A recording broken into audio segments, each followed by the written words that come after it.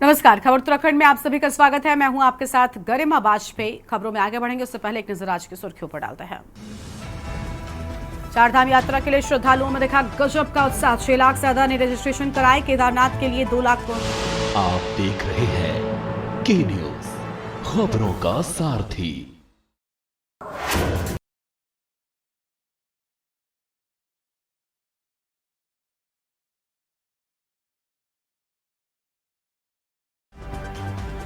सरकार पर बजट का बढ़ा दबाव। वित्तीय स्वीकृति और बिल भुगतान की बढ़ी अंतिम तिथि। विधानसभा चुनाव मिशन 2027 को साधने के लिए सीएम धामी ने की तैयारियां। 12 जिलों में होने वाले पंचायती चुनावों पर टिकी है निगाहें। हल्द्वानी में 1 लाख लोगों पर मंडराया राशन का संकट। निरस्त हो सकते हैं राशन कार्ड। 25,402 राशन कार्ड धारकों ने अब तक नहीं की कराई ई-केवाईसी। चारधाम यात्रा में हाली सेवा के नाम पर हर साल 50 लोगों को शिकार बना रहे साइबर ठग। साल 2024 में एसटीएफ ने कराए 45 फेसबुक विज्ञापन व 80 वेबसाइट आप बंद। देख रहे हैं के न्यूज, खबरों का सारथी। रुक कर लेते हैं खबरों की ओर। हरिद्वार से खबर है जहां पर अवैध मदरसों पर बड़ी कार्रवाई की बात सामने आई है। सिडकुल थाना क्षेत्र के नवोदय नगर में प्रशासन की रेड। पुलिस फोर्स और प्रशासनिक अधिकारियों ने मोर्चा संभाला। बिना अनुमति संचालित मदरसों पर शिकंजा कसा है। दस्तावेजों की हो रही गहन जांच। मुख्यमंत्री धामी ने सख्त निर्देश दिए हैं। बड़ी जानकारी आपको बता दें, मुख्यमंत्री धामी ने दिया सख्त संदेश। अवैध को छोड़ेंगे नहीं, वैध को छेड़ेंगे नहीं। स्थानीय लोगों से शांति बनाए रखने की अपील। कार्रवाई के दौरान भारी पुलिस बल भी तैनात रहा। बड़ी जानकारी हरिद्वार से आपको बता दें, धामी सरकार के अवैध मदरसों पर कार्रवाई लगातार जारी है। अवैध मदरसों पर बड़ी कार्रवाई। सिडकुल थाना क्षेत्र के नवोदय नगर में प्रशासन की रेड से मचा हड़कंप। बड़ी खबर आपको हम बता रहे हैं। सीएम धामी ने साफ संदेश दिया कि अवैध को छोड़ेंगे नहीं, वैध को छेड़ेंगे नहीं। स्थानीय लोगों से शांति बनाए रखने की भी उन्होंने अपील की है।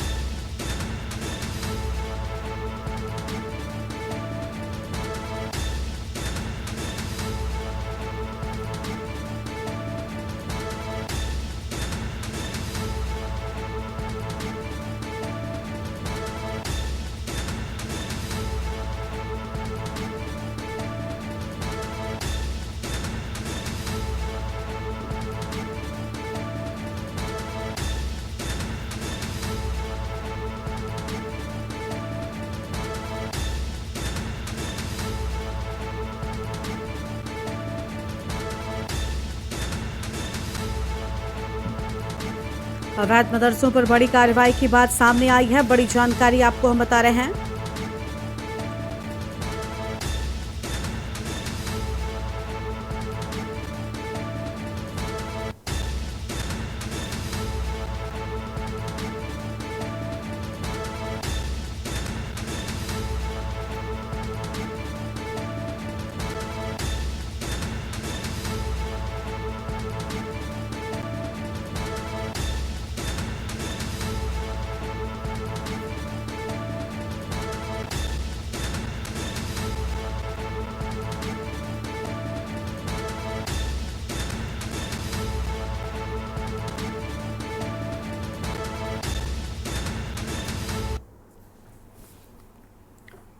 लक्सर से खबर है जहां पर प्रशासन ने अवैध मदरसों की कार्रवाई।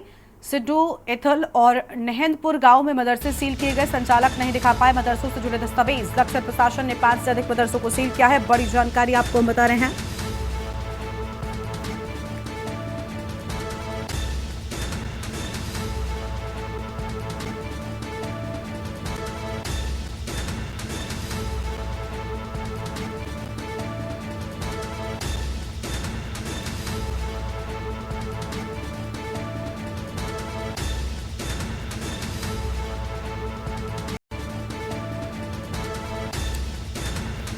अहम खबर आपको बता दें, संचालक नहीं दिखा पाए दस्तावेज, जिसके चलते सील किए जाने की कार्रवाई की गई है।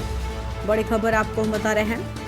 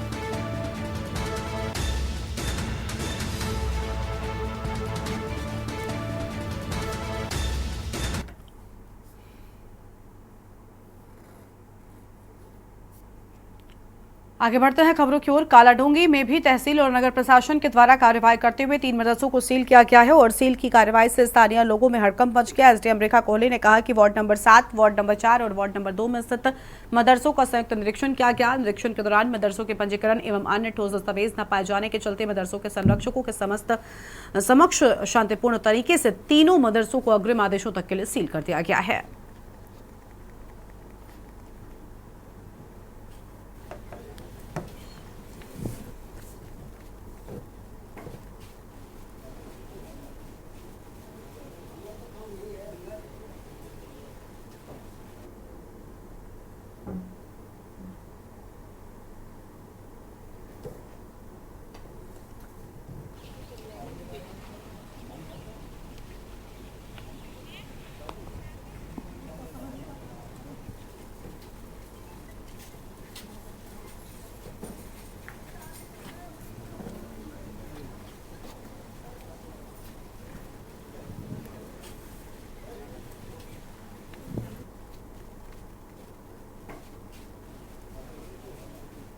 भारतीय जनता पार्टी द्वारा, हमारी सरकार के द्वारा अतिक्रमण के खिलाफ अभियान शुरू हो चुका है। सबसे पहले देहरादून में, काशीपुर में, आज उसी क्रम में पत्थरबाजी की घटना के बाद कालाडूंगी में भी अतिक्रमण के विरुद्ध, अवैध मदरसों के विरुद्ध कार्रवाई की गई है।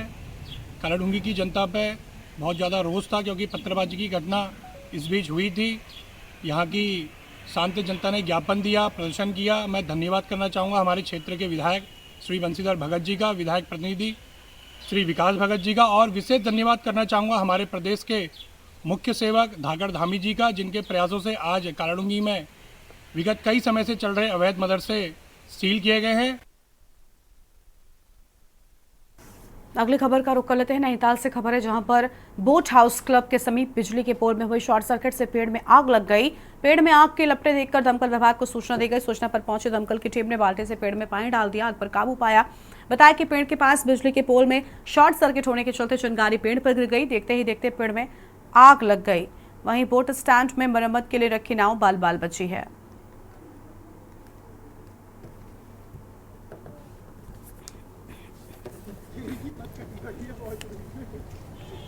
थोड़ा सा आगे बढ़ा देते ना उसको तो सही हो। अरे आग लग गई।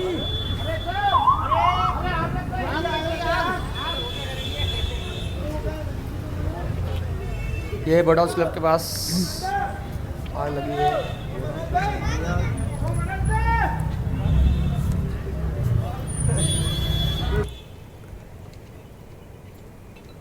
बुकिंग करो मैडम। जहाँ आग लगी है थोड़ा सा आगे बढ़ा देते ना उसको तो सही हो। अरे आग लग गई।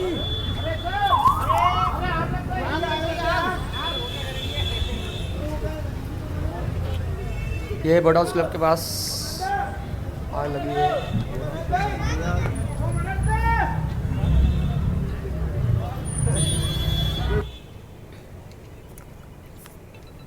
बुकिंग करो मैडम।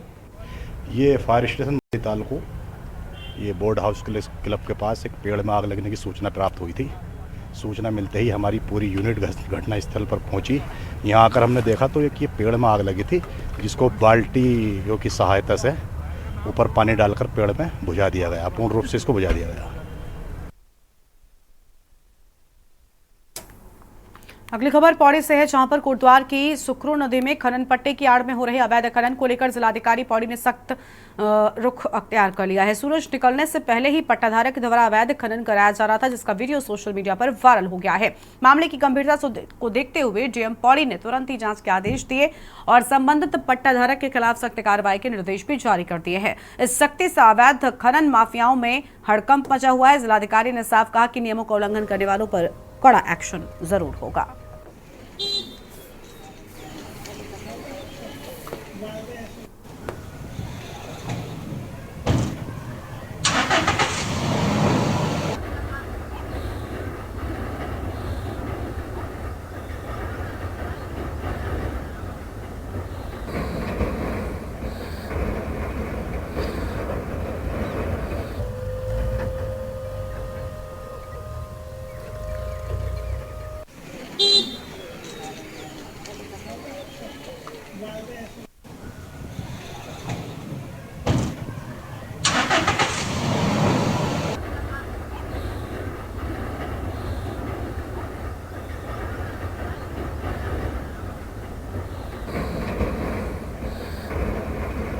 संबंध में मैंने स्टेटस रिपोर्ट जो हमारे खनन अधिकारी हैं और एसडीएम से मांगी और तत्काल इस पर रोक लगाए जाने हेतु निर्देशित भी किया, और अगर इस संबंध में जो दोषी पाए जाते हैं उनके विरुद्ध कड़ी कार्रवाई के लिए भी मेरी तरफ से निर्देश जा चुके हैं। फॉरेस्ट डिपार्टमेंट हो गया, रेवेन्यू की जो टीम है, पुलिस डिपार्टमेंट है और माइनिंग ऑफिसर, इन चारों लोगों को कंबाइंड रूप से काम करना है और इसके लिए मेरी तरफ से निर्देशित किया गया। जल्दी इसमें अपेक्षित प्रगति प्राप्त होगी। अगली खबर गढ़वाल से है, जहां पर राजकीय मेडिकल कॉलेज श्रीनगर के बेस चिकित्सालय में संचालित पैलिएटिव केयर सेंटर में cancer specialist doctor Ajit Tiwari ने सोमवार को ओपीडी लगाकर 15 मरीजों का चेकअप किया, परामर्श दिया। अब तक 120 से अधिक मरीज इलाज के लिए पहुंचे। पैलिएटिव केयर सेंटर का पंजीकरण होने से मरीजों की जानकारी भारत सरकार को प्रेषित होगी। इस पहल से कैंसर और असाध्य रोगों से ग्रस्त मरीजों को बेहतर इलाज भी मिल रहा है। सबसे पहले एम्स उतरता है, एम्स में 3 महीने लग जाते हैं। पहला देते हैं कि अभी नहीं होगा इलाज, फिर वो दौड़ता है, फिर जोलीग्राम जाता है।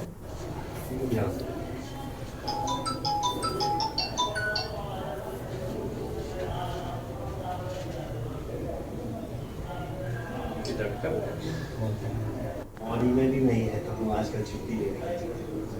ठीक है,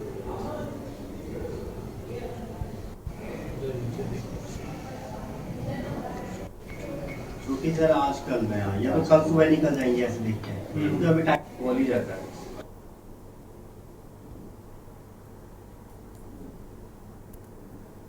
नमस्कार, मैं डॉक्टर अजीत तिवारी हूँ। मैं कैंसर स्पेशलिस्ट हूँ, कैंसर सर्जन देहरादून से।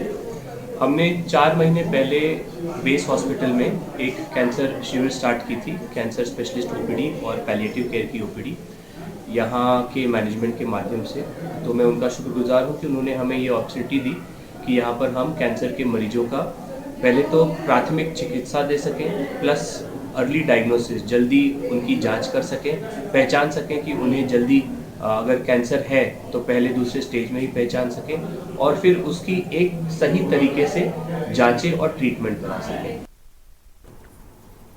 खबर है हरिद्वार से, जहां पर सपा सांसद रामजीलाल सुमन के विवादित बयान के खिलाफ हरिद्वार में संत समाज और क्षत्रिय समुदाय ने कड़ा विरोध जताया है। बांद्राबाद स्थित महाराणा प्रताप चौक पर प्रदर्शनकारियों ने सांसद का पुतला जलाकर उनकी सदस्यता रद्द करने और सार्वजनिक माफी की मांग की है। श्री अखंड परशुराम अखाड़ा के अध्यक्ष अधीर कौशिक ने कहा कि नेताओं को विकास और जनहित की राजनीति करनी चाहिए, न कि महापुरुषों पर टिप्पणी। उन्होंने चेतावनी दी कि अगर सांसद ने माफी नहीं मांगी तो देशव्यापी आंदोलन जरूर होगा।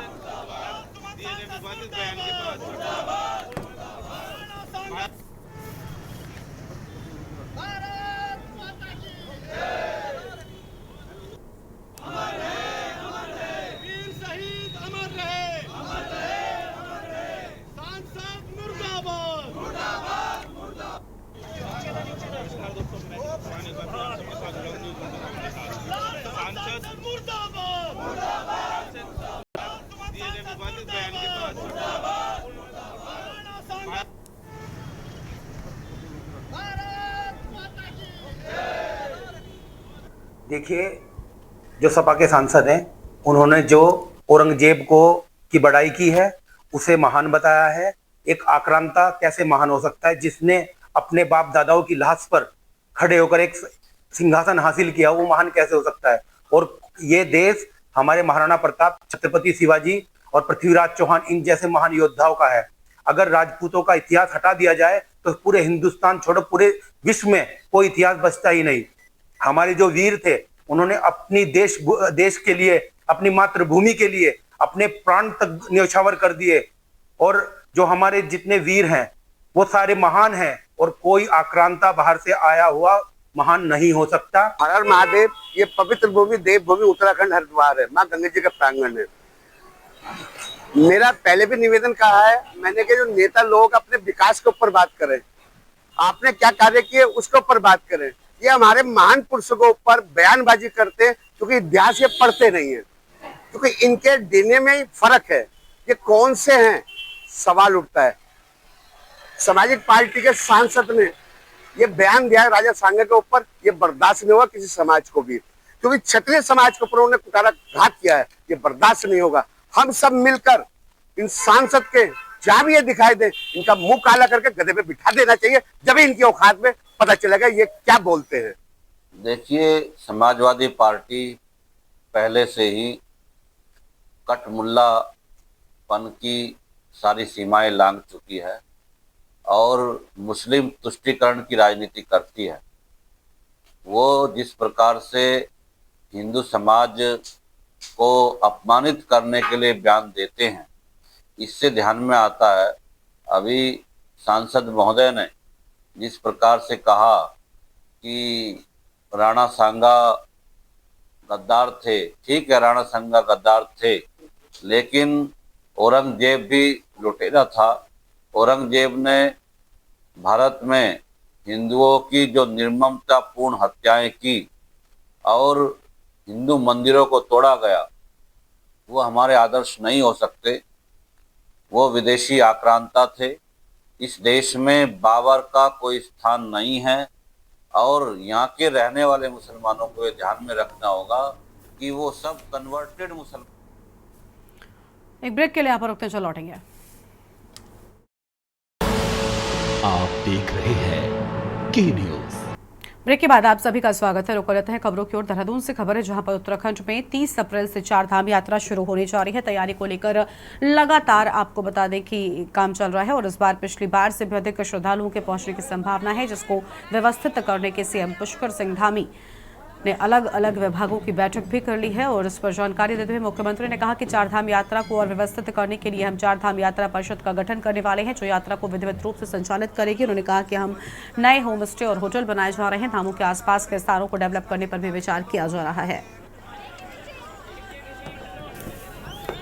देखिए, इस बार मैं 2 बार पहले भी बैठक कर चुका हूँ, मैं स्वयं उसकी समीक्षा कर रहा हूँ और बहुत जल्दी 4 धाम यात्रा को और व्यवस्थित करने के लिए 4 धाम यात्रा परिषद हम उसका एक गठन करने वाले हैं, जो यात्रा को विधिवत रूप से संचालित करेंगी। और क्षमता भी बढ़ गई है और क्षमता भी बढ़ रही है और साथ साथ होम स्टे बन रहे हैं, होटल बन रहे हैं। और दूसरा ये है कि आसपास के जो स्थान है हमारे देव स्थानों के आसपास, चूँकि जब यात्रा का शुभारंभ होता है वो एक हमारा बहुत पीक आवर्स होता है, 1-1.5 महीने का जो समय है, उस कालखंड में आसपास के क्षेत्रों में भी जो देव स्थानों के आसपास के धामों के आसपास के स्थान हैं, उनको हम डेवलप करने पर भी विचार कर रहे हैं। आगे बढ़ते हैं खबरों की ओर। एलटी सहायक शिक्षक चयनित अभ्यर्थियों ने शीघ्र नियुक्ति की मांग को लेकर परेड ग्राउंड से सचिवालय तक महारैली निकाली। अभ्यर्थियों का कहना है कि नियुक्तियों में देरी के कारण उन्हें आंदोलन करना पड़ा, क्योंकि पंचायत चुनाव और आचार संहिता लागू होने से प्रक्रिया और लंबित हो सकती है। अभ्यर्थियों ने सरकार से मांग की कि पहाड़ों में शिक्षकों की भारी कमी को देखते हुए जल्द से जल्द नियुक्तियां दी जाएं।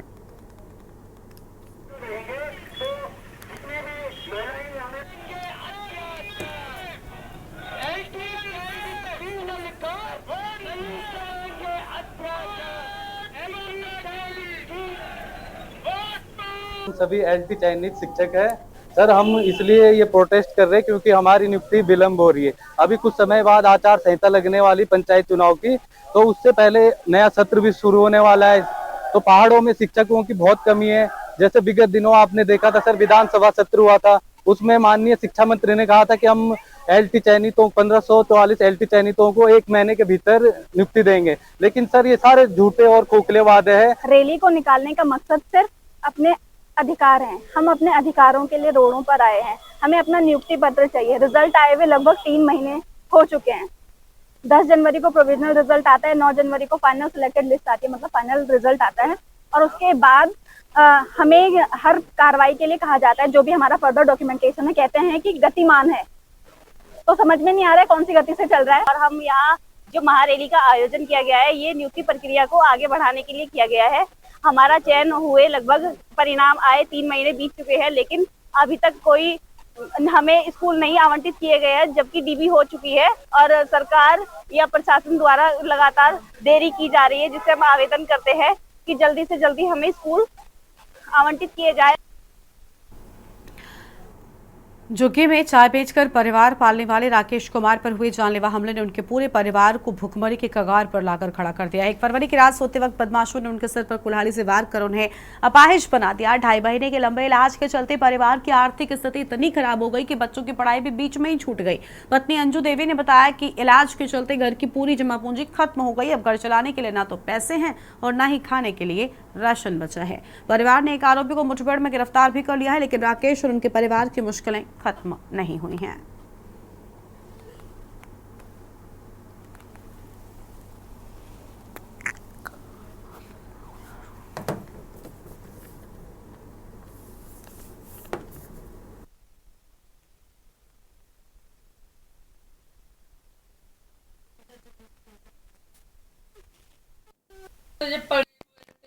देखा तो इनको पकड़ के लेके गया अस्पताल, सच वालों ने मना कर दिया।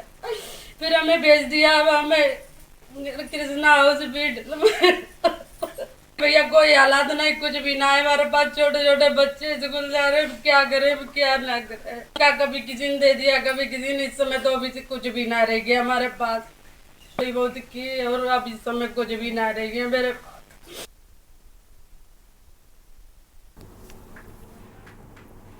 आगे बढ़ते हैं खबरों की ओर। उत्तराखंड की राजधानी देहरादून में विश्व टीबी दिवस कार्यक्रम का आयोजन किया गया। ये कार्यक्रम देहरादून में स्थित IRDT ऑडिटोरियम सर्वे चौक में आयोजित किया गया, जिसका आयोजन राष्ट्रीय स्वास्थ्य मिशन उत्तराखंड ने किया। तो वहीं स्वास्थ्य मंत्री धन सिंह रावत ने विश्व टीबी दिवस पर बोलते हुए कहा कि मैं प्रधानमंत्री जी का धन्यवाद करना चाहता हूं, जिनके नेतृत्व में 2025 तक देश को टीबी मुक्त कराना है। वहीं उन्होंने कहा कि उत्तराखंड का सौभाग्य है कि हमारे प्रदेश में हमारे मुख्यमंत्री के नेतृत्व में स्वास्थ्य विभाग के अथक प्रयासों से लगभग 5000 ग्राम पंचायतों को टीबी मुक्त किया है।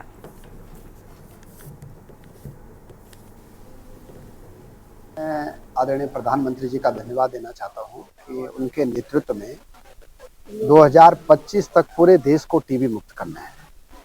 और उत्तराखंड का सौभाग्य है कि हमारे प्रदेश में हमारे मुख्यमंत्री जी के नेतृत्व में स्वास्थ्य विभाग के अथक प्रयासों से और जितने भी हमारे सामाजिक संगठन हैं उनके प्रयासों से लगभग हमारे प्रदेश में 5000 ग्राम सभाएं टीबी मुक्त हो चुकी है। आज हमने देहरादून के 15 ग्राम प्रधानों को भी जो है टीबी मुक्त का जो है सर्टिफिकेशन दिया है।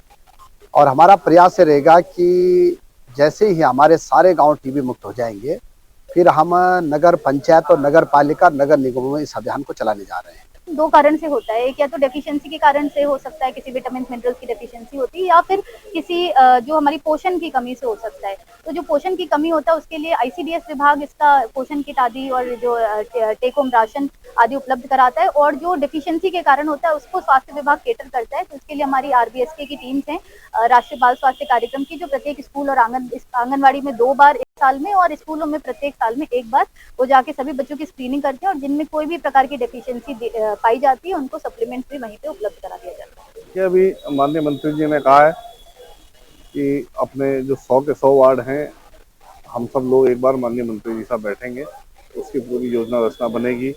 और एक जो टीम है स्वास्थ्य विभाग की वो सारे वार्डों में जाएगी। कहीं भी इस प्रकार के कोई लक्षण किसी व्यक्ति पे पाए जाते हैं तो उसकी जांच करके और फिर उसके उन्मूलन का काम वहाँ पर किया जाएगा। तो पूरा जो निगम है, सारे के सारे वार्ड है, हमारे सारे पार्षद है और सब लोग मिलकर स्वास्थ्य विभाग का पूरा सहयोग देंगे ताकि जो अपना निगम है ये 100% जो है वो टीबी मुक्त हो जाए।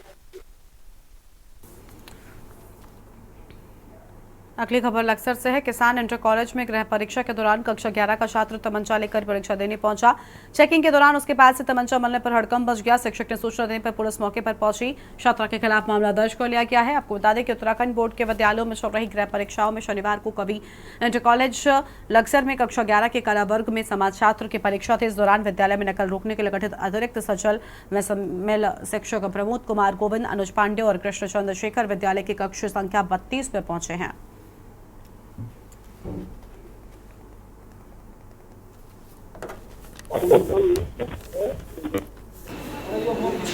मेरा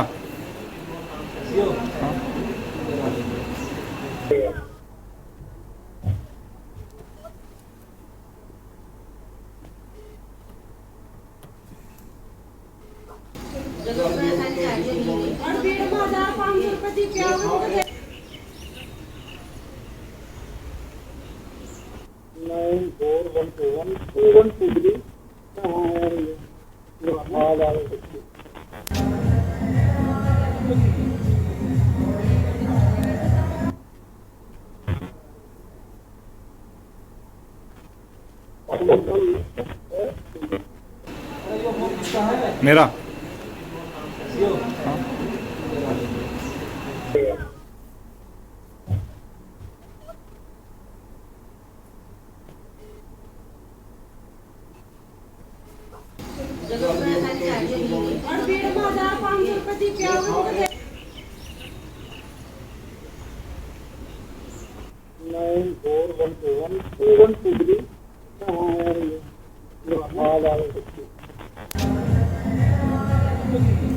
मामला कल एग्जाम जो फ्लाइंग स्क्वाड टीम होती है वो टीम जब चेकिंग के दौरान उनको ये दिखा कि कोई बच्चा जो एज ए एग्जामिनी वहां बैठा है उसके पास कोई अवैध शस्त्र है, तो उस शस्त्र को लेकर के उन्होंने उस टीम ने उस बच्चे के साथ शस्त्र के साथ हमारी पुलिस थाने में अप्रोच करी, लक्सर थाने में। तो चूंकि एक अवैध शस्त्र को लेकर मामला था, वो बच्चा नाबालिग है ऐसा तथ्य प्रकाश में आए, तो उसमें आगे जो लीगल कार्रवाई वो चल रही। हाँ, बच्चा नाबालिग, इस बात की पुष्टि हुई है उसके डॉक्यूमेंट। इस बुलेटिन में इतना ही। आप देखते रहिए न्यूज़ इंडिया। नमस्कार।